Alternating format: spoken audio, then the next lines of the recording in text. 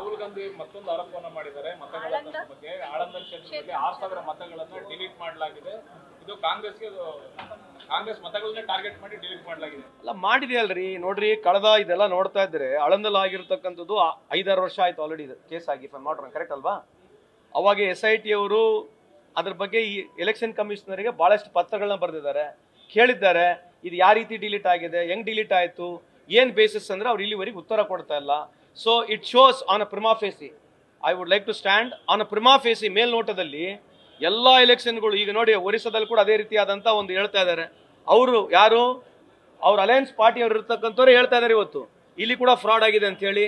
ಅದೇ ರೀತಿಯಾಗಿ ಬಹಳಷ್ಟು ರಾಜ್ಯಗಳಲ್ಲಿ ಈವನ್ ಇನ್ಕ್ಲೂಡಿಂಗ್ ಮಹಾರಾಷ್ಟ್ರ ಈ ಎಲೆಕ್ಷನ್ಗಳಿಗೆ ಹೇಳ್ತಕ್ಕಂಥದ್ದು ಒಂದು ತಂತ್ರ ಮಾಡಿದ್ದಾರೆ. ನಾನು ಯಾಕೆ ಹೇಳ್ತಾ ಇದ್ದೀನಿ ಮಾತು ಅಂತಂದ್ರೆ, ಬಿಹಾರ್ನಲ್ಲಿ 3 ಲಕ್ಷ ಮನೆಗಳಿಗೆ 0 ನಂಬರ್ ಕೊಟ್ಟಿದ್ದಾರೆ. ಒಂದಲ್ಲ, ಎರಡಲ್ಲ, ಮೂರಲ್ಲ, ಸಾವಿರ ಗಟ್ಟಲೆ ಅಲ್ಲ, 3 ಲಕ್ಷ ಮನೆಗಳಿಗೆ 0 ನಂಬರ್ ಕೊಟ್ಟಿದ್ದಾರೆ. ಸೊ ಮೇಲ್ನೋಟದಲ್ಲಿ it's a fraud way of winning elections. ಯಾಕೆ ಗೆಲ್ತಾ ಇದ್ರು ಮೋದಿ ಸಾಹೇಬ್ರ ಎಲೆಕ್ಷನ್ಸ್ ಅಂದ್ರೆ ಇದೇ ರೀತಿಯ ಯಾವುದೋ ಒಂದು ತಂತ್ರಗಳನ್ನ ಉಪಯೋಗಿಸಿ ಜನಕ್ಕೆ, ಸಾರ್ವಜನಿಕ ಜನಕ್ಕೆ ಮೋಸ ಮಾಡಿ ಈ ಟ್ಯಾಂಪರಿಂಗ್ ಮುಖಾಂತರ ಗೆಲ್ತಕ್ಕಂಥದ್ದು ಇವತ್ತು ಮೇಲ್ನೋಟಕ್ಕೆ ಬಯಲು ಬರ್ತಾ ಇದೆ. So I feel all the elections which they have won or which are trying to win is all based on a fraud based ಅಂತ ಹೇಳಿ ಇಚ್ಛೆ ಬಯಸ್ತೇನೆ ನಾನು. ಈಗ ಬಿಹಾರ ರೀತಿಯಲ್ಲೇ ರಾಜ್ಯದಲ್ಲೂ ವಿಶೇಷ ಪರಿಷ್ಕರಣೆ ಅಂದ್ರೆ ಮತಪಟ್ಟಿ ವಿಶೇಷ ಪರಿಷ್ಕರಣೆ ಮಾಡಬೇಕು ಅಂತ ಆಯೋಗ ಹೊರಟಿದೆ. ಮಾಡಲಿಲ್ಲ.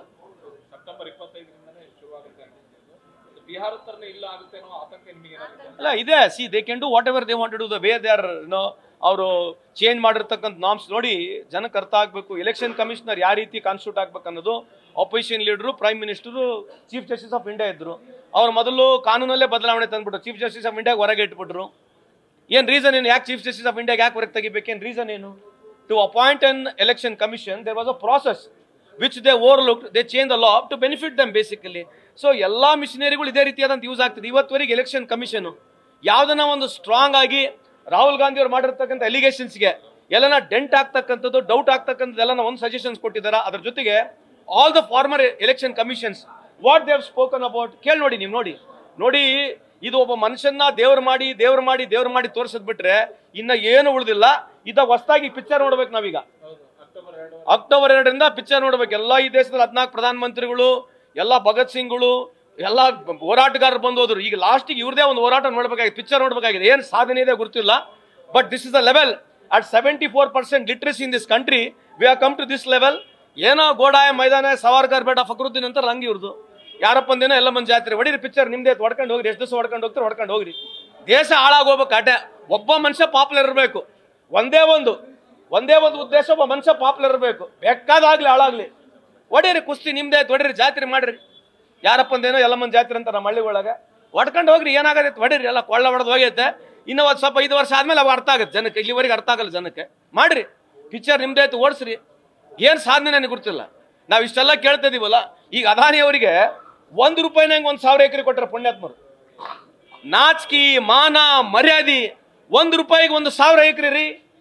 1 ರೂಪಾಯಿಗೆ ಅಟ್ 1 ರೂಪಿ ಇವಾಗ given 1,000 of acres. 10 lakh mango plantation ಇದೆ ಅಲ್ಲಿ. 10 ಲಕ್ಷ ಮ್ಯಾಂಗೋ ಪ್ಲಾಂಟೇಶನ್ ಇರ್ತಕ್ಕಂಥದ್ದು ಕೋಲ್ ಮೈನಿಂಗ್ ಕೊಡ್ತಾ ಇದೀರಿ.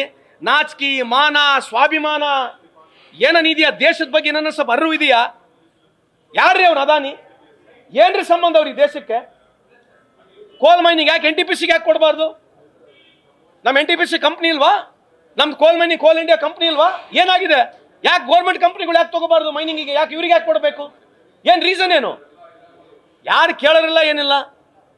ಹೊಡೀರಿ ಪಿಕ್ಚರ್ ನಡೀತೈತೆ, ಓಡಿಸ್ರಿ, ಚಲೋ ಮಜಾ ಆಯ್ತು. ಹೊಡೀರಿ, ಮಜಾ ಮಾಡ್ರಿ. ಮೋದಿ ಸಾಹೇಬ್ರೆ ಹೊಡೀರಿ, ಮಜಾ ಮಾಡ್ರಿ. ಏನಾಗತ್ತಿತ್ತು ಹೊಡೀರಿ. ನ್ಯೂಸ್ ಫಸ್ಟ್ ನಿರ್ಭೀತಿಯಿಂದ ನಿಮ್ಮ ಪರವಾಗಿ.